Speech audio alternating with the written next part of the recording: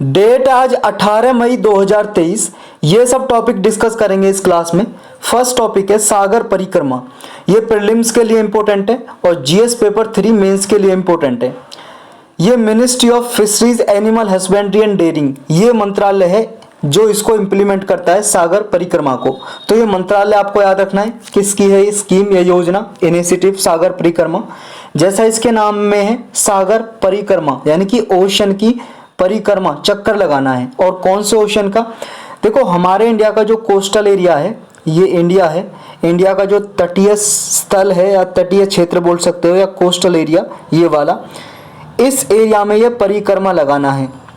यहाँ पे जो भी फिशरमैन हैं, जो भी फिश का उत्पादन करते हैं, फिश कल्टीवेशन करते हैं, यानी कि मछली का उत्पादन करते हैं, या ऐसी इंटरप्राइजेज हैं, कंपनियां हैं जो फिशरमैन के जो कल्टीवेशन है उसको प्रमोट करती हैं या प्रोसेसिंग करते हैं फिश की, जो भी स्टेक होल्डर फिश कल्टीवेशन में इन्वॉल्व है, उन सबको प्रमोट करना है सागर परिक्रमा का जो लक्ष्य है, ऑब्जेक्टिव है।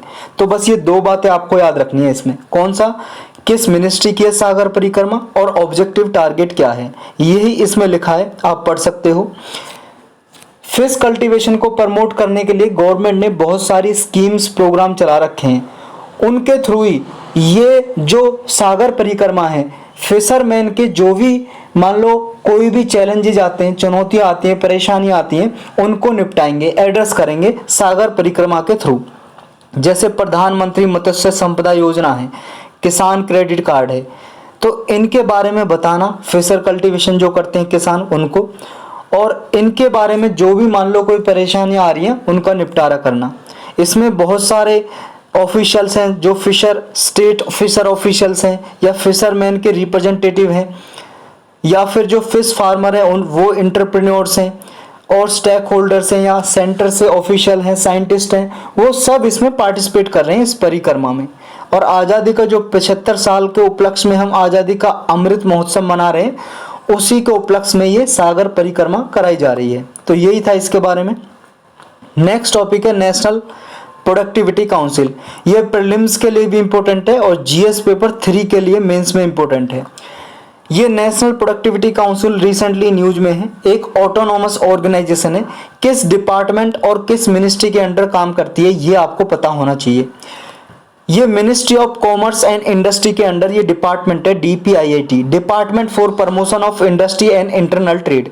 इसके अंडर ये काम करती है नेशनल प्रोडक्टिविटी काउंसिल। 1958 में इसको बनाया गया था। इसका टारगेट क्या है, ऑब्जेक्टिव यानी कि लक्ष्य, इसका टारगेट है हमारे इंडिया में देखो प्रोडक्टिविटी को प्रमोट करना, इनोवेशन लाके। उत्पादकता होता है प्रोडक्टिविटी का मतलब, यानी कि मान लो अगर एग्रीकल्चर फील्ड में बात करें हम, एक खेत में अगर मान लो 100 टन अनाज हो रहा है, 100 टन ज़्यादा हो गया, मान लो 10 टन अनाज हो रहा है, अगर इसी खेत में 10 के बजाय 15 टन हो तो हम कहेंगे कि इस खेत की प्रोडक्टिविटी बढ़ गई, इस एरिया की जो उत्पादकता है वो इंक्रीज हो गई, बढ़ गई। तो प्रोडक्टिविटी को देखो इनोवेशन लाके, आविष्कार करके, नए नए आविष्कार करके, इनोवेशन करके, रिसर्च करके प्रोडक्टिविटी को इंक्रीज करना है नेशनल लेवल पे। यानी कि जो भी इकोनॉमिक, एनवायरमेंटल, सोशल इश्यूज आते हैं उनको एड्रेस करके प्रोडक्टिविटी को इंक्रीज करना है।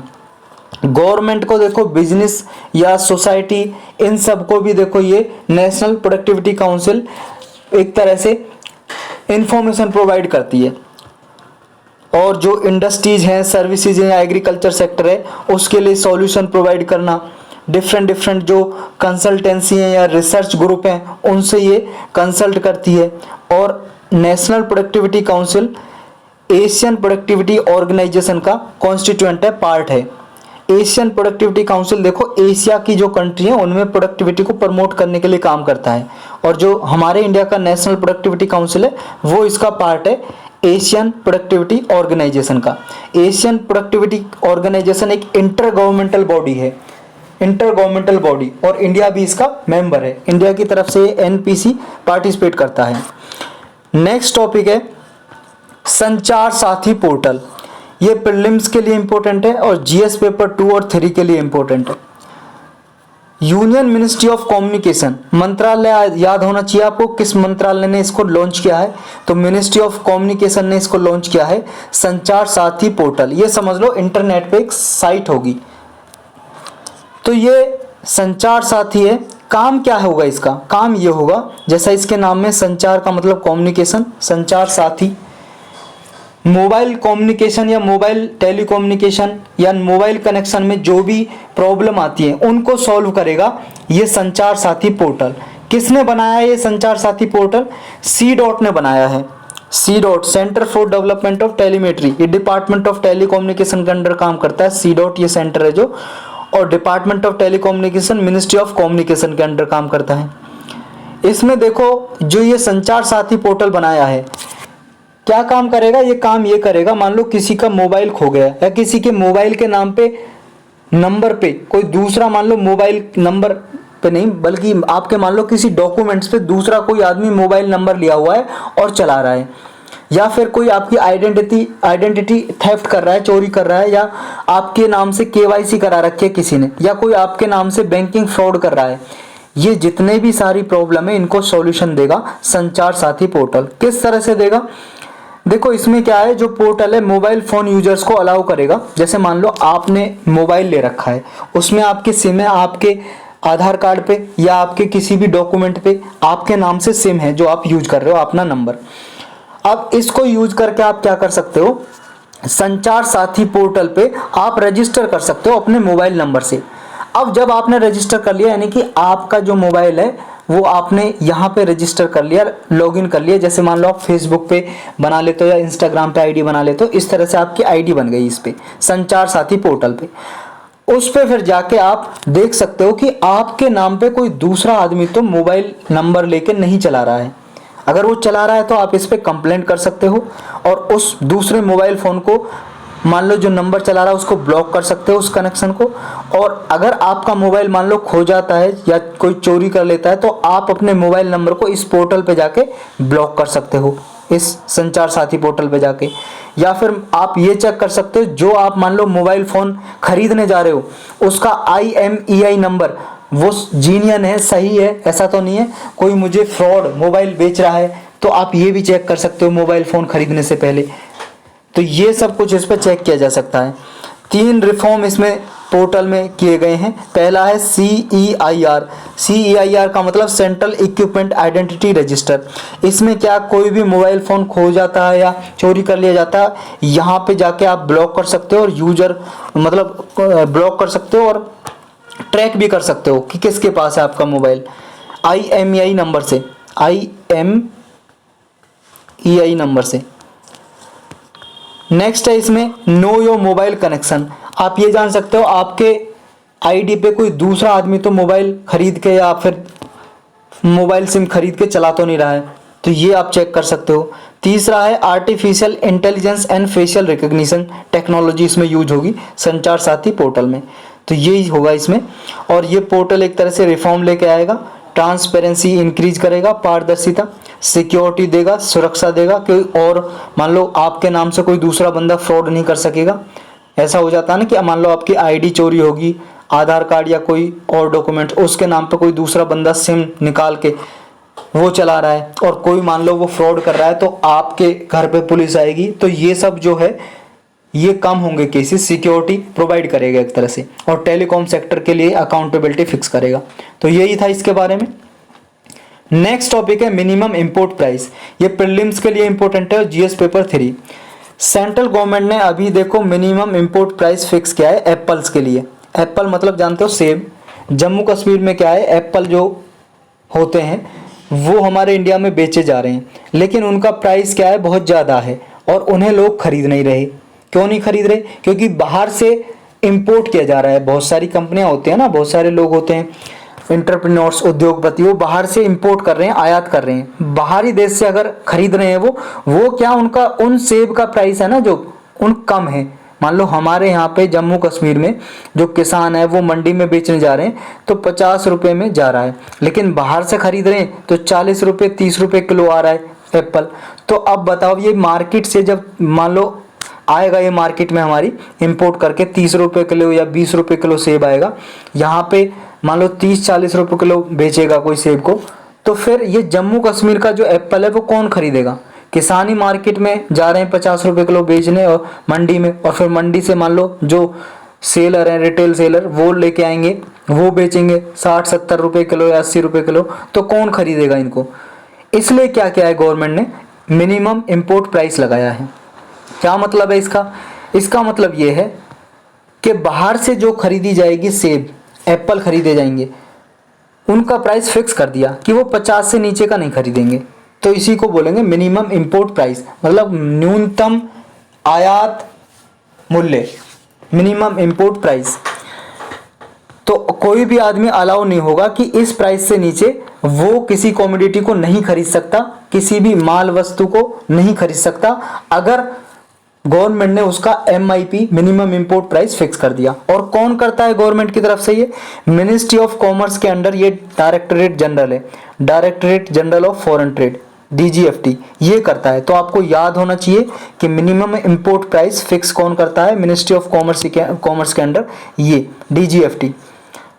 जो एप्पल के लिए फिक्स किया है, ये देखो अभी क्या है, जो इंपोर्ट किया जा रहा था एप्पल, वो टैक्स फ्री था और वो कम दाम पे हो रहा था इंपोर्ट, जिसकी वजह से जम्मू कश्मीर का एप्पल बहुत कम लोग खरीद रहे थे। इसकी वजह से इस पे फिक्स कर दिया कि 50 रुपये पर केजी से कम की कॉस्ट का एप्पल कोई नहीं खरीदेगा, बाहर से इंपोर्ट नहीं करेगा। तो इससे बेनिफिट क्या होगा? एप्पल का प्राइस है स्टेबलाइज होगा, जो ओवर सप्लाई की वजह से एप्पल का प्राइस रिड्यूस हो गया था वो अब इंक्रीज हो जाएगा। जो डोमेस्टिक किसान है हमारे, जो डोमेस्टिक फार्मर है, घरेलू किसान, उनका जो एप्पल है वो सही दामों में जाएगा और लोकल फार्मर को बेटर प्राइस मिलेगा अपने प्रोड्यूस का, ये फायदा होगा इससे। नेक्स्ट टॉपिक है welfare fund for MNREGA workers. जो देखो मनरेगा स्कीम है, उसके लिए पहली बार हमारे इंडिया में किसी गवर्नमेंट ने, यानी कि फर्स्ट स्टेट बन गया है केरल गवर्नमेंट ने ये वेलफेयर फंड बनाया है। किसके लिए? मनरेगा वर्कर के लिए। मनरेगा में जो काम करते हैं ना, मनरेगा एक स्कीम है, Mahatma Gandhi rural employment guarantee scheme. इसके अंदर जो कर्मचारी वर्कर काम करते हैं उनके वेलफेयर के लिए, कल्याण के लिए फंड बनाया है। क्या होगा इस फंड से? इसमें देखो, जो इसमें पैसा आएगा इस फंड में, वो खर्च किया जाएगा मनरेगा वर्कर पे। मान लो 60 या 60 से ऊपर की उनकी एज हो गई है, तो इस फंड में से उनको पेंशन दी जाएगी, या कोई और वित्तीय सहायता की जाएगी, उनकी फाइनेंशियल असिस्टेंस, जैसे मेडिकल ट्रीटमेंट, कोई उनकी बीमारी का इलाज करने के लिए पैसा खर्च किया जाएगा, या उनके बच्चों की एजुकेशन के लिए, उनके बच्चों की शादी के लिए, या कोई और अदर नीड है। तो इस तरह से उनके कल्याण के लिए इस फंड में से पैसा खर्च किया जाएगा मनरेगा वर्कर के लिए। तो देखो ये बहुत ही अच्छा स्टेप है अनऑर्गेनाइज सेक्टर के वर्कर के लिए, क्योंकि ये असंगठित क्षेत्र के कर्मचारी हैं, काम करते हैं, क्योंकि इनके लिए गवर्नमेंट से ना तो कोई PF कटता है इनका प्रोविडेंट फंड, ना ही इनके लिए कोई और सिक्योरिटी अवेलेबल है जो परमानेंट वर्कर के लिए होती है, जो ऑर्गेनाइज सेक्टर में काम करते हैं, संगठित क्षेत्र में। तो इस तरह से एक बहुत ही अच्छा कदम है ये केरल गवर्नमेंट का, ये आप यूज कर सकते हो वर्कर्स के वेलफेयर से रिलेटेड कोई टॉपिक आता है तो। नेक्स्ट टॉपिक है पेंशन अदालत। ये प्रीलिम्स के लिए भी इंपॉर्टेंट है और GS पेपर 2 और 3 के लिए मेंस में। Department of pension and pensioner welfare, इसने ये देखो इनॉग्रेट करने का ठाना है कि एक पेंशन अदालत बनाई जाएगी। अब तक देखो ये 7 अदालत बन चुकी हैं। अदालत का मतलब कोर्ट। और ये department of pension and pensioner welfare किसके अंडर काम करता है? कौन से मंत्रालय के अंदर? ये डिपार्टमेंट ऑफ पर्सनल है ना, department of personal and public grievance and pension. Department of personal का मतलब कर्मचारी, पब्लिक ग्रीवेंस मतलब लोगों का दुख के निवारण के लिए मंत्रालय, और पेंशन तो इस मंत्रालय के अंदर काम करता है department of pension and pensional welfare. ये 8वीं पेंशन अदालत बनाएगा। अब तक देखो 2017 में स्टार्ट किया गया था इनिशिएटिव पेंशन अदालत बनाने का, 7 बन चुकी है अब तक, ये 8वीं होगी, 8वीं अदालत। क्या काम होगा इस अदालत में? अदालत में क्या काम होता है? लोगों को न्याय दिलाया जाता है, और इसका नाम पेंशन अदालत है। तो ये क्या काम करेगा? पेंशन से रिलेटेड जितने भी केस हैं वो सॉल्व करेगा। मान लो कोई गवर्नमेंट कर्मचारी था, उसकी पेंशन नहीं आ रही है, रुक गई है, वो केस दाखिल कर सकता है, क्योंकि देखो बाकी अदालत में जाएगा, ऑलरेडी बहुत सारे केसेस उसमें पेंडिंग पड़े रहते हैं, लाखों केस, 5-6 लाख से भी ज़्यादा केस आपको पेंडिंग मिलेंगे, और वो सालों तक चलते रहते हैं। आदमी मर भी जाता है तब तक भी न्याय नहीं मिलता बहुत सारे केसेस में। तो अगर वो पेंशन का केस अपना अदालत में दर्ज करने जाएंगे, हो सकता है उनका नंबर ही ना आए, तब तक वो चले जाएं यहाँ से दुनिया छोड़ के। तो इसलिए ये गवर्नमेंट ने स्टेप लिया है कि पेंशन अदालत बनाई जाए अलग। सिर्फ ये क्या, पेंशन का केस सुनती हैं और उसी पे डिसीजन देती हैं। तो बेनिफिट क्या होगा, जितने भी स्टेक होल्डर्स हैं उनके ग्रीवेंस का निवारण हो सकेगा एक कॉमन प्लेटफॉर्म पे। और भी इनिशिएटिव चला रखे हैं department of pension and pensional welfare ने, जैसे देखो इसको पोर्टल हैं बहुत सारे, उनसे इंटीग्रेट किया गया है। बैंक पोर्टल है, अनुभव पोर्टल है, ये सी पेन, ग्राम्स, CGHS ये पोर्टल है। एक आई इंटीग्रेटेड पेंशनर पोर्टल है पेंशन के लिए ही। एक भविष्य पोर्टल है, पेंशन स्लिप और स्टेटस चेक कर सकते हैं इस पे। और एक संकल्प पोर्टल है, ये स्किल्स को चैनलाइज करता है। तो इस तरह के पोर्टल से भी लिंक किया हुआ है इसको पेंशन अदालत को। तो ये इनिशिएटिव चलाए हुए हैं पेंशन से रिलेटेड ग्रीवेंस को सॉल्व करने के लिए department of pensioner and pension welfare, मतलब department of pension and pensioner welfare ने। तो यही था इसके बारे में। नेक्स्ट टॉपिक है इंटरनेशनल ऑर्गेनाइजेशन फॉर माइग्रेशन। ये प्रीलिम्स के लिए इंपॉर्टेंट है और GS पेपर 2 और 3 के लिए। ये इंटरनेशनल ऑर्गेनाइजेशन फॉर माइग्रेशन है, यूनाइटेड नेशन का ही अभी पार्ट है ये। रिसेंटली न्यूज में इसलिए क्योंकि देखो इसकी जो नई डायरेक्टर जनरल बनी है वो महिला है, एमी पॉप नाम है इनका। ये यूनाइटेड स्टेट्स की है, अमेरिका की, एमी पॉप। और पहली बार कोई महिला इस IOM की, इंटरनेशनल ऑर्गेनाइजेशन फॉर माइग्रेशन की डायरेक्टर जनरल बनी है। तो ये पहली महिला है जो इसकी डायरेक्टर जनरल बनी है। ये जो IOM है ये क्या है, इसके बारे में हमें जानना है। एक इंटर गवर्नमेंटल ऑर्गेनाइजेशन है, जैसा इसके नाम में माइग्रेशन। तो माइग्रेशन से रिलेटेड जितने भी केसेज हैं उनके बारे में इंफॉर्मेशन इकट्ठा करती है ये। कोई रिफ्यूजी हो, शरणार्थी, या कोई डिस्प्लेस्ड पर्सन हो इंटरनली, मतलब अपने देश में ही एक स्टेट से दूसरे स्टेट में गया है, या कोई माइग्रेंट वर्कर है एक देश छोड़ के दूसरे देश में गया है, इनका सारा डेटा वगैरह तैयार करती है IOM। कब बनाई गई थी ये? 1951 में बनाई गई थी। तब इसका नाम था inter governmental committee for European migration. क्योंकि देखो वर्ल्ड वार 2 हुआ था ना, सेकेंड वर्ल्ड वार, उसमें बहुत सारे लोग माइग्रेट कर गए थे क्योंकि बहुत सारे ज्यू थे, जर्मनी से भगाए गए थे, वो मारा गया था उनको हिटलर के द्वारा, तो वो भाग गए थे बहुत सारी कंट्रीज में। और भी यूरोप से बहुत सारे लोग माइग्रेट कर गए थे। तो ये माइग्रेट पर्सन की मतलब प्रॉब्लम को सॉल्व करने के लिए ये कमेटी बनाई गई थी। बाद में इसका नाम चेंज कर दिया IOM, क्योंकि पूरे वर्ल्ड वाइड माइग्रेशन के लिए भी देखती है, सारा डेटा तैयार करती है। हेडक्वार्टर कहाँ पे है इसका? स्विट्जरलैंड में ये सिटी है जेनेवा, वहाँ पे इसका मुख्यालय हेडक्वार्टर है। यूनाइटेड नेशन में क्या स्टेटस है? 1992 में देखो ये एक परमानेंट ऑब्जर्वर स्टेटस बना था UNGA का, यूनाइटेड नेशन जनरल असेंबली का, लेकिन अब ये पार्ट है यूनाइटेड नेशन का ही। मेजर रिपोर्ट क्या है इसकी? देखो कई सारी रिपोर्ट जारी करता है ये IOM, लेकिन इसकी मेजर रिपोर्ट है वर्ल्ड माइग्रेशन रिपोर्ट, हर साल जारी करता है, पब्लिश करता है ये IOM, international organization for migration. काम क्या है इसका? 4 ब्रॉड एरियाज में काम करता है ये माइग्रेशन एंड डेवलपमेंट के लिए, facilitating migration, regulating migration and forced migration. कितने मेंबर हैं इसके? 175 देश इसके मेंबर है और इंडिया भी इसका मेंबर है IOM का, तो ये भी याद रखना है आपको। ये काम क्या करता है हम ऑलरेडी जान चुके हैं। माइग्रेशन से रिलेटेड ये एडवाइस करता है, जितने भी चैलेंजेस हैं माइग्रेंट पीपल को, उनको सॉल्व करने की, एड्रेस करने की ये काम करता है। तो यही था इसके बारे में। नेक्स्ट टॉपिक है सेज। देखो ये सेज है ना, जो सेज का मतलब ज्ञानी या ऋषि भी होता है, हिंदी में बोलते हैं ऋषि या ज्ञानी पर्सन जो होता है सेज। लेकिन ये सेज ज्ञानी वाला नहीं है, ये एक कंपनी है says, south Asia gas enterprises private limited company है, एक इंटरनेशनल कंसोर्टियम। ये देखो एक अंडर सी गैस पाइपलाइन बनाने जा रही है जो मिडल ईस्ट को इंडिया से जोड़ेगा। क्या प्रोजेक्ट है ये? देखो ये प्रीलिम्स के लिए इंपॉर्टेंट है, GS पेपर 2 और 3 मेंस के लिए। इसमें 2000 किलोमीटर की पाइपलाइन बनाई जाएगी जिसकी कॉस्ट आएगी $5 बिलियन। $5 बिलियन, 1 बिलियन में 100 करोड़ होता है। 100 करोड़ को मतलब मल्टीप्लाई कर दो 5 से, यानी कि 500 करोड़ डॉलर, और डॉलर में 80-82 रुपये होते हैं, 80-82 से इसको मल्टीप्लाई करोगे तो रुपये में आ जाएगा।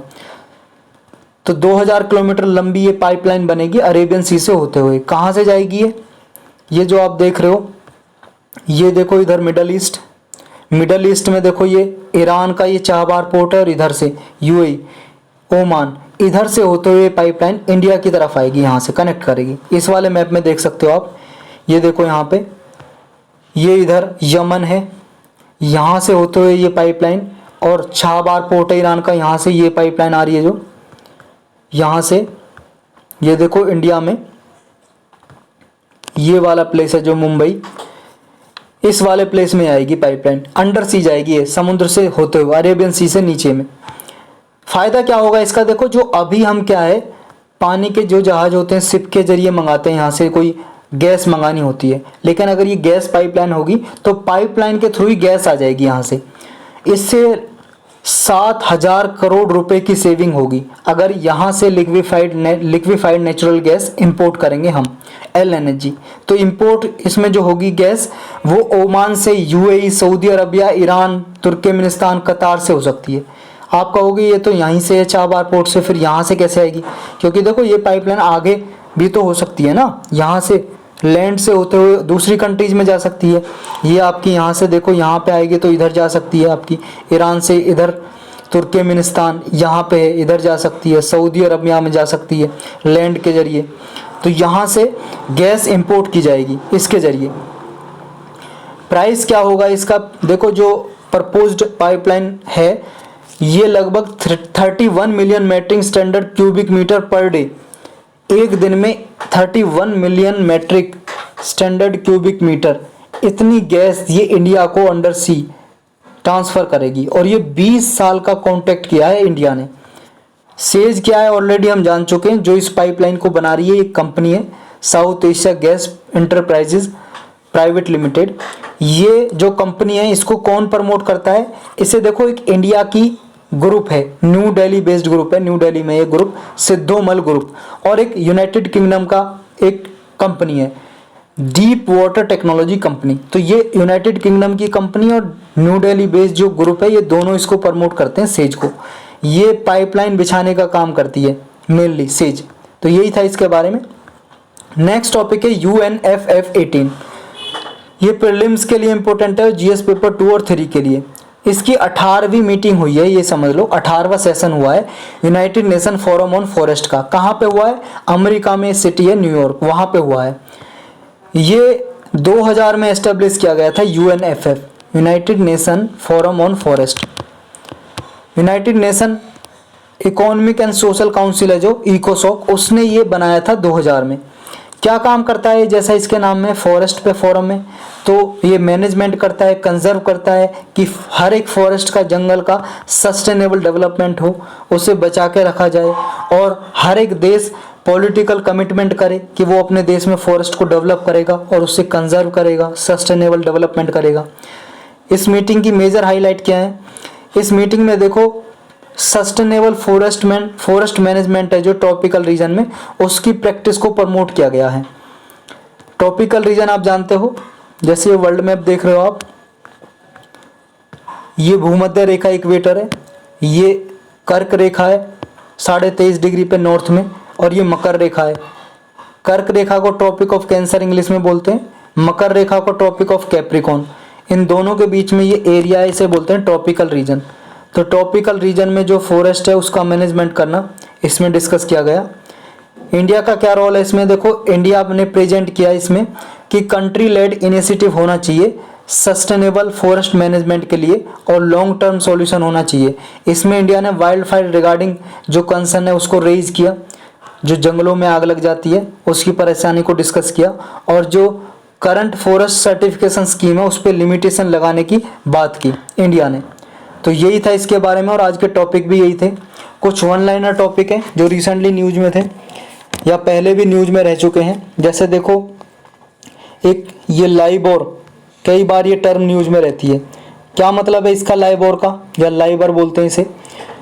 इसका मतलब है London inter bank offered rate. London inter bank offered rate कैसा रेट है?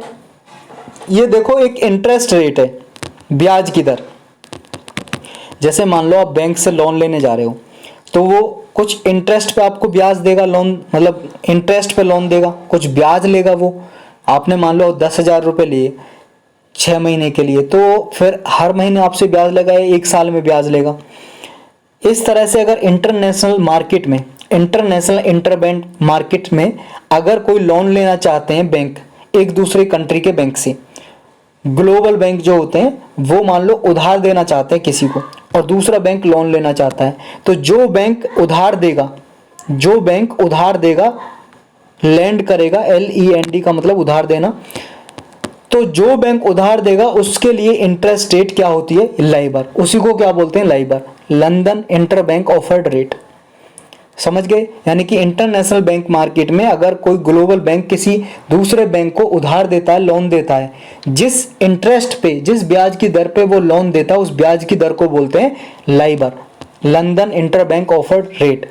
और ये डिसाइड कैसे किया जाता है ये लाइबर, ये देखो 5 कंट्रीज की जो करेंसी है उस पे डिसाइड किया जाता है, उस पे कंप्यूट किया जाता है। जैसे अमेरिका का डॉलर है एक, तो ये है, एक स्विट्जरलैंड का स्विस फ्रैंक है, उसकी करेंसी है स्विस फ्रैंक, एक यूरो है, यूरोपियन यूनियन का यूरो, एक यूनाइटेड किंगडम का पाउंड स्टर्लिंग, यूनाइटेड किंगडम की जो करेंसी है पाउंड स्टर्लिंग, और एक जापान का येन, जापानीज करेंसी येन। इन 5 करेंसी के आधार पे ये डिसाइड किया जाता है कि इंटरेस्ट रेट है जो ये क्या होना चाहिए, लाइबर। तो ये आपको पता चल गया। एक देखो खासी कम्युनिटी अभी रिसेंटली न्यूज में थी, खासी कम्युनिटी के बारे में आपने सुना ही होगा। क्यों न्यूज में थी खासी कम्युनिटी? एक कास्ट है ये, खासी कम्युनिटी में कई सारी और सब कास्ट आती हैं, ये ST कैटेगरी में आती हैं, शेड्यूल ट्राइब में। और ये देखो मेनली कहाँ रहती है, मेघालय में। मेघालय में देखो गारो खासी जयंतिया हिल है ना, जो खासी हिल्स है, खासी की पहाड़ियाँ हैं, वहाँ के आसपास पाई जाती है। और इनको देखो इस नाम से भी जानते हैं, PNARS। इसकी प्रोनाउंसिएशन कुछ भी हो सकती है, नार्स हो सकती है, पनार्स हो सकती है, PNARS इस नाम से भी जानते हैं इसे। और देखो ये जो कम्युनिटी है ना, इसलिए भी बहुत इंपॉर्टेंट है क्योंकि ये मैट्रीलिनियल कम्युनिटी है। मैट्रीलिनियल क्या मतलब है इसका? देखो जो हमारे नॉर्थ इंडिया में देखोगे आप, हमारा तो देखो नॉर्थ ईस्ट भी है, लेकिन हमारे भारत का अगर आप देखोगे नॉर्थ इंडिया वाला पार्ट या साउथ वाला भी देखोगे, तो वहाँ पे जनरली क्या है, और पार्ट में पैट्रियार्कल सोसाइटी है। पैट्रियार्कल का मतलब है कि पितृ प्रधान, पैट्रियार्कल। इसका मतलब ये, जैसे मान लो कोई भी लड़का लड़की है, वो पैदा हुआ, ये मान लो फादर हैं और ये मदर हैं, इनके बच्चे हुए सन या डॉटर, तो सन के नाम में जो गोत्र लगता है या सरनेम लगता है वो पिता के नाम से लगता है। जैसे मान लो किसी के पिता का नाम प्रताप सिंघानिया है, तो जो सिंघानिया है सरनेम, उसके बेटा बेटी के नाम के पीछे भी सिंघानिया लगाते हैं जो फादर का सरनेम है। तो ये पित्रात्मक यानी कि पैट्रियार्कल सोसाइटी का ये एक एग्जाम्पल है। लेकिन जो मैट्रिलिनियल सोसाइटी है उसमें क्या है, माता को ज़्यादा रोल दिया जाता है। उसमें देखो जो बेटा बेटी का सरनेम आता है माता के नाम से आता है, जो माता का नाम होगा उसका जो सरनेम होगा उसके नाम से आएगा बेटा बेटी के नाम के आगे सरनेम। और जो प्रॉपर्टी जो इनकी होती है, जो इनकी यंगेस्ट डॉटर होती है, सबसे बड़ी जो बेटी होती है इनकी खासी कम्युनिटी की, उसके नाम पे सारी प्रॉपर्टी होती है।